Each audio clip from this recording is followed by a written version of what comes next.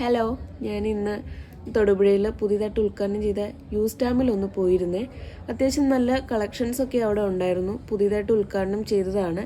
നമ്മൾ സാറ്റർഡേ വൈകുന്നേരമാണ് പോകുന്നത്. അത്യാവശ്യം ആളുകളും ഉണ്ടായിരുന്നു, കളക്ഷൻസും ഉണ്ടായിരുന്നു. കളക്ഷൻസ് കുറേയൊക്കെ കുറഞ്ഞു തുടങ്ങിയിട്ടുണ്ടായിരുന്നു, കാരണം അത്യാവശ്യം ആളുകൾ വരുന്നുണ്ട്. അതുപോലെ തന്നെ 30% ഓഫർ കുറേ ഡ്രസ്സിനൊക്കെ പോകുന്നുണ്ട്. നമ്മുടെ ജീൻസിൻ്റെ കൂടെയൊക്കെ ഇടാവുന്ന, ഡെയിലി വെയേഴ്സൊക്കെ ഇടാവുന്ന കുറേ ടോപ്പുകൾ അവിടെ ഉണ്ടായിരുന്നു.